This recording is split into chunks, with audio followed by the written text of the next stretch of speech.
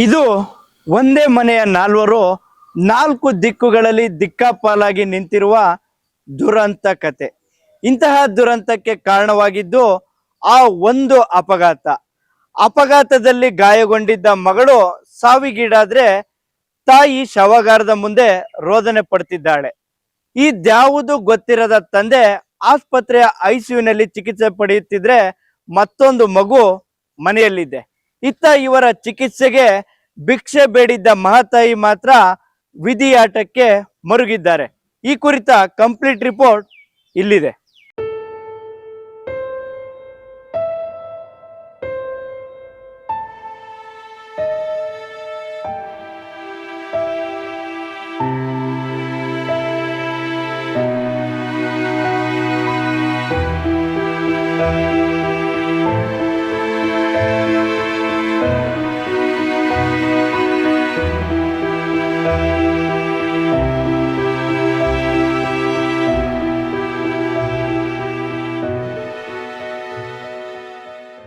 ಆಸ್ಪತ್ರೆ ಶವಾಗಾರದ ಮುಂದೆ ದಿಕ್ಕು ತೋಚದಂತೆ ಕುಳಿತಿರುವ ಈಕೆಯ ಹೆಸರು ರಾಣಿ.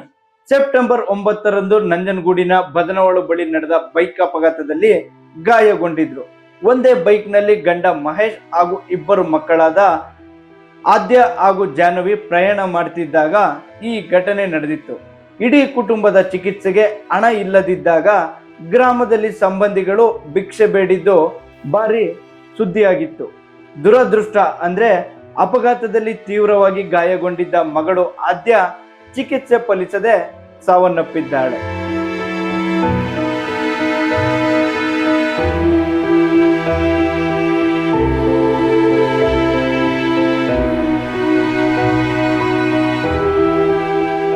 ದುರಂತ ಅಂದ್ರೆ ಮಗಳ ಮೃತದೇಹ ಕೇರ್ ಆಸ್ಪತ್ರೆಯ ಶವಾಗಾರದಲ್ಲಿ ಇದ್ರೆ ತಾಯಿ ಶವಾಗಾರದ ಹೊರಗೆ ರೋಧಿಸುತ್ತಿದ್ದಾಳೆ. ಮತ್ತೊಬ್ಬ ಮಗಳು ಮನೆಯಲ್ಲೇ ಉಳಿದುಕೊಂಡಿದ್ದು ಇದ್ಯಾವುದು ವಿಚಾರ ತಿಳಿಯದ ತಂದೆ ಮತ್ತೊಂದು ಆಸ್ಪತ್ರೆಯಲ್ಲಿ ಚಿಕಿತ್ಸೆ ಪಡೆಯುತ್ತಿದ್ದಾರೆ. ತಂದೆ ಮಹೇಶ್ಗೆ 4 ಶಸ್ತ್ರಚಿಕಿತ್ಸೆ ಮಾಡಲಾಗಿದ್ದು ಐಸಿಯುನಲ್ಲಿ ಚಿಕಿತ್ಸೆ ನೀಡಲಾಗುತ್ತಿದೆ. ಸರ್, ಮೊನ್ನೆಯಿಂದನೂ ನಾವು ಊರಿನ ಗ್ರಾಮಸ್ಥರಾಗಲಿ, ಮುಖಂಡರುಗಳಾಗಲಿ, ರಾಜಕಾರಣಿಗಳಾಗಲಿ ಎಲ್ಲ ಕೂಡ ಅವ್ರ ಮನೆ ಬೆಂಬಲವಾಗಿ ನಿಂತಿದ್ದೀವಿ. ಅವ್ರಿಗೆ ಏನೇ ಇವತ್ತಿನ ದಿನ ಅಲ್ಲ, ಮುಂದಿನ ದಿನ ಏನೇ ಪ್ರಾಬ್ಲಮ್ ಆದರೂ ಕೂಡ ನಿಂತ್ಕೋತೀವಿ ಅಂತ ಎಲ್ಲ ಭರವಸೆ ಕೊಟ್ಟು ಬಂದಿದ್ದೀವಿ.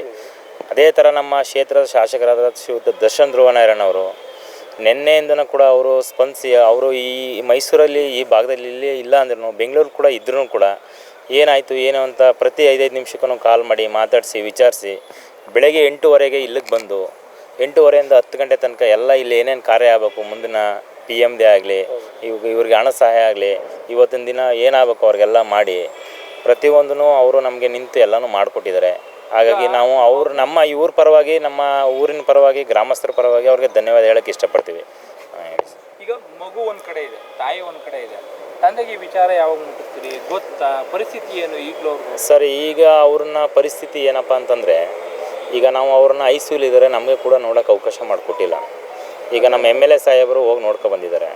ಹಾಗೆ ನಮ್ಮ ಮಾಜಿ ಕಳ್ಳೆ ಕೇಶವಮೂರ್ತಿ ಸಾಹೇಬರು ಹೋಗಿ ನೋಡಿದ್ದಾರೆ. ಈಗ ನಾವು ಅವರ ಹಿರಿಕರಿಗೆ ಹೋಗಿ ಹೇಳಿದ್ವಿ ನಮ್ಮವೆಲ್ಲ ಸೇರಿ. ಸರ್, ಈಗ ಹಿಂಗಾಗಿದೆ, ಮಗು ಡೆತ್ ಆಗಿದೆ, ತಂದೆಗೆ ವಿಷಯ ಗೊತ್ತಿಲ್ಲ. ನಾಳೆ ದಿನ ನಾವು ಇವತ್ತಿನ ಕಾರ್ಯ ಮಾಡಿ ಮುಗಿಸ್ತಾರೆ, ನಾಳೆ ದಿನ ಅವ್ರೇನಾರು ಅವ್ರ ತಂದೆ ಏನಾರು ಅವ್ರ ಮೇಲೆ ಏನಾರು ಅಂತಾರೆ ಏನು ಅಂತ ಕೇಳೋಕ್ಕೆ. ಅದಕ್ಕೆ ಅವರು ಒಂದು ಭರವಸೆ ಕೊಟ್ಟರು, ನೋಡಿ ಆಗಿರೋದು ನಮ್ಮ ಮಗಳಾಗಲಿ ನಿಮ್ಮ ಮಗಳಾಗಲಿ ಒಂದು ಕೆಟ್ಟದಾಗ್ಬಿಟ್ಟೈತೆ, ಅದನ್ನ ಒಳ್ಳೆ ರೀತಿಯಲ್ಲಿ ಇವತ್ತು ಮಾಡಿ ಮುಗಿಸಿ ನಾವು ಎಲ್ಲ ಅದಾದಮೇಲೆ ಏನು ಮಾತಾಡಬೇಕು ಎಲ್ಲ ಮಾಡಿ ನಾವು ನಮ್ಮ ಮಗನಿಗೆ ಸಮಾಧಾನ ಹೇಳಿ ನಾವು ಮಾಡ್ತೀವಿ. ಮುಂದೊಂದು ದಿನ ಒಳ್ಳೇದಾಗೋ ರೀತಿ ನೀವೆಲ್ಲ ನಮ್ಗೆ ಸಪೋರ್ಟ್ ಮಾಡ್ತಾಯಿದ್ದಾರೆ, ಮಾಡಿ ಇದೇ ಥರ ಮಾಡಿಕೊಡಿ ಅಂತ ಅವರು ಕೇಳ್ಕೊಂಡಿದ್ದಾರೆ. ಹಾಗಾಗಿ ನಾವು ಇಲ್ಲಿ ಬಂದಿದ್ದೀವಿ. ಈ PM ಮಾಡಿಸ್ಕೊಂಡು ಅದೇನು ಮುಂದಿನ ಕಾರ್ಯಗಳು ಮಾಡ್ಬೇಕು ಅದನ್ನೆಲ್ಲ ಮಾಡಿ ಮುಗಿಸಿ ನಾಳೆ ದಿನ ಇವ್ರಿಗೆ ಒಂದು ಫ್ಯಾಮಿಲಿಗೆ ಏನು ಒಳ್ಳೆ ಥರದಲ್ಲಿ ಆಗ್ಬೇಕು ಅದನ್ನೆಲ್ಲ ಮಾಡ್ಕೊಡೋಕ್ಕೆ ನಾವು ತಯಾರಿದ್ದೀವಿ ಸರ್. ತಂದೆಯ ಅನುಪಸ್ಥಿತಿಯಲ್ಲಿ ಮಗಳ ಅಂತ್ಯ ಸಂಸ್ಕಾರ ಮಾಡಲು ಗ್ರಾಮಸ್ಥರು ತೀರ್ಮಾನ ಮಾಡಿದ್ದಾರೆ.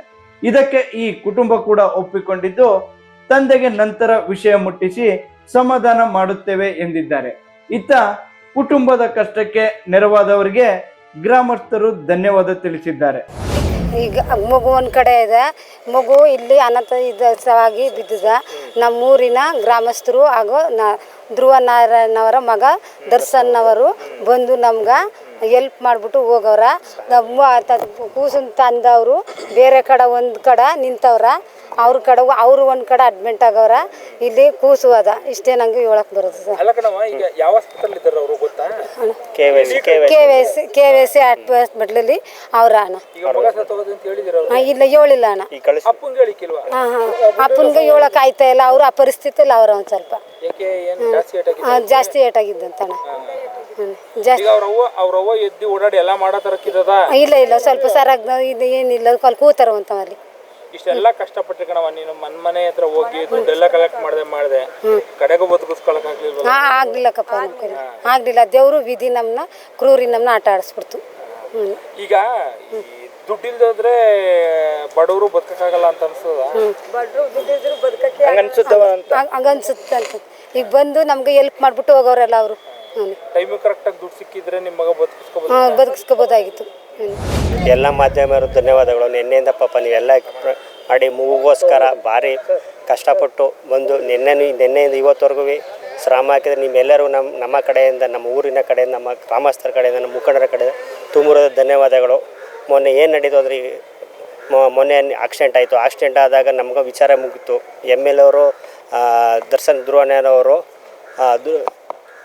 ಇಲ್ಲಿ ದ್ಯಾವನೂರಲ್ಲಿ ಇದ್ದಿತ್ತು ಗುದ್ಲಿ ಪೂಜೆ ಕಾರ್ಯಕ್ರಮ ಎಲ್ಲ ಇತ್ತು. ಅಲ್ಲಿ ವಿಚಾರ ಮುಗಿದ ತಿಳಿದ ತಕ್ಷಣ ಅಲ್ಲಿದ್ದ ಇನ್ಸ್ಪೆಕ್ಟ್ರ್ ಪೊಲೀಸ್ ಮುಖಾಂತರ ಹೋಗಿ ಫಸ್ಟ್ ಏನಾಗಿದೆ ನೋಡಿ ಹೋಗಿ ಅಂತ ಹೇಳಿದ್ರು. ಹೇಳಿದ ತಕ್ಷಣ ಎಲ್ಲ ಪೊಲೀಸು ಇನ್ಸ್ಪೆಕ್ಟರ್ ಎಲ್ಲ ಬಂದು ಬದ್ನೋಳ ಹತ್ರ ಬಂದಾಗ ಅಲ್ಲಿ ಆಕ್ಸಿಡೆಂಟ್ ಆದ ವಿಚಾರ ನಾವು ನಮ್ಮ ಫ್ರೆಂಡ್ಗಳೆಲ್ಲ ನಾವೆಲ್ಲ ಹೋಗಿ ನೋಡಿದಾಗ ಆಕ್ಸಿಡೆಂಟ್ ಆಗಿತ್ತು. ಆಗನೇ ನಮ್ಮೂರವರು ಅಂತ ವಿಚಾರ ತಿಳಿಸ್ತು. ಅಲ್ಲೇ ಫೋನ್ ಮಾಡಿದೆ MLA ಅವ್ರಿಗೆ, ಸರ್ ಈ ಥರ ಆಗಿದೆಯಲ್ಲ ಪರಿಸ್ಥಿತಿ ಅಂತ. ನಾವು ಏನು ಹೆದರಿಕೆ ಬಿಡಿ, ಧೈರ್ಯವಾಗಿ ಆಸ್ಪತ್ರೆಗೆ ಸೇರಿಸಿ ನಾನು ಇದೀನಿ, ನೋಡ್ಕೊತೀನಿ. ಈಗ ನಿಮ್ಗೆ ಆಸ್ಪತ್ರೆಲ್ಲ 1.25 ಲಕ್ಷ ಎಲ್ಲ ಕೇಳಿದ್ರು. ಅವ್ರು ಯಾವಾಗ ನಿಮ್ಗೆ ಕಡೆಯಲ್ಲಿ ಎಷ್ಟು ದುಡ್ಡು ಇಸ್ಕೊಂಡ್ರು? ಯಾಕೆ ಇಸ್ಕೊಂಡ್ರಂಗೆ? ಕಡೆಯಲ್ಲಿ ಸರ್ ಅವರು MLA ಸಾಹೇಬರು ನಮ್ಮ ದರ್ಶನ್ ದುರ್ವಾನೆ ಅವರು ಫೋನ್ ಮಾಡಿ 1,15,000 ರೂಪಾಯಿ ಕೇಳಿದ್ರು. ಕೇಳಿದಾಗ ಮೂರು ಸಲ ಕಾಲ್ ಮಾಡಿದ್ರು ಸರ್. ನಾನು 3 ಸಲ ಮಾಡಿದಾಗ ಅವರು ಮ್ಯಾನೇಜರ್ ಮಾಡಿದಾಗ ಅದು ಕಮ್ಮಿ ಮಾಡ್ಕೊಳ್ಳಿ, ಕಡು ಬಡವರು ಪಾಪ ಆಗಲ್ಲ, ದುಡ್ಡು ಕೊಡೋಕ್ಕಾಗಲ್ಲ ಅಂತಂದು ಅವ್ರು ಏನು ಮಾಡಿದ್ರು, ಕೊನೆಗೆ ಕಮ್ಮಿ ಮಾಡಿದ್ರು. ಬೃಂದಾವನ ಆಸ್ಪತ್ರೆ ನಿಮ್ಮ ಸಾಹೇಬರು ಹೇಳಿದ್ದಾರೆ ಮಾಡಿಕೊಡ್ತೀನಿ ಅಂದ್ಬಿಟ್ಟು ಮಾಡಿದಾಗ ಅಷ್ಟಕ್ಕೆ ಎಲ್ಲ ಮಾಡಿ ಎಲ್ಲ ಆಯಿತು ಒಪ್ಕೊಂಡ್ರು. ಆಯ್ತು ಮಾಡಿಕೊಡ್ತೀನಿ ಅಂತ. ಅದಾದ ನೀವೆಲ್ಲ ಮೀಡಿಯಾದವ್ರು ಬಂದು ಇದೆಲ್ಲ ಮಾಡಿದ್ರಿ. ಇದೆಲ್ಲ ಪ್ರಸಾರ ಆದಾಗ ಆಯಿತು ಅಂದ್ಬಿಟ್ಟು ಒಪ್ಕೊಂಡು ಅದಾದ ಇದಕ್ಕೆ ಹಿಂದುಬಿಟ್ಟು ಮೇಲ್ಗಡೆಯಿಂದ ಎಲ್ಲ ಮಾತುಕತೆ ಬಂದರು ನಮ್ಮ ಮುಖಂಡರುಗಳೆಲ್ಲ. ಅದೇ ಸುದ್ದಿ ಬಂದ ತಕ್ಷಣನೇ ಅವ್ರು ಎಚ್ಚೆತ್ಕೊಂಡ್ಬಿಟ್ರು. ಆ ವಿಚಾರ ನಮಗೆ ಗೊತ್ತಿಲ್ಲ ಸರ್. ಒಟ್ಟಿಗೆ ಸಾಹೇಬರು ಹೇಳಿದ್ಮೇಲೆ ಅದು ಸ್ಪಂದಿಸಿದ್ರು ಅವ್ರ ಒಟ್ಟಿಗೆ. ಮತ್ತೊಂದೆಡೆ ಮೃತ ಮಗು ಕುಟುಂಬಸ್ಥರನ್ನ ಭೇಟಿಯಾದ ನಂಜನಗೂಡು ಶಾಸಕ ದರ್ಶನ್ ಧ್ರುವನಾರಾಯಣ್ ಕುಟುಂಬಸ್ಥರಿಗೆ ಆರ್ಥಿಕ ಸಹಾಯ ಮಾಡಿ ಆತ್ಮಸ್ಥೈರ್ಯ ತುಂಬಿದ್ದಾರೆ. ಇದೆಲ್ಲ ನೋಡಿದ ನಂತರ ಬಡ ಕುಟುಂಬದ ವಿಚಾರದಲ್ಲಿ ವಿಧಿ ಅದೆಷ್ಟು ಕ್ರೂರವಾಗಿ ನಡೆಸಿಕೊಂಡಿದೆ ಎನ್ನಿಸದೆ ಇರಲಾರದು. ಕ್ಯಾಮ್ರಾಮನ್ ಸಂಜಯ್ ಜೊತೆ ಅನಿಲ್ ರಾಜೇಶ್, ಪ್ರಜಾನುಡಿ, ಮೈಸೂರು.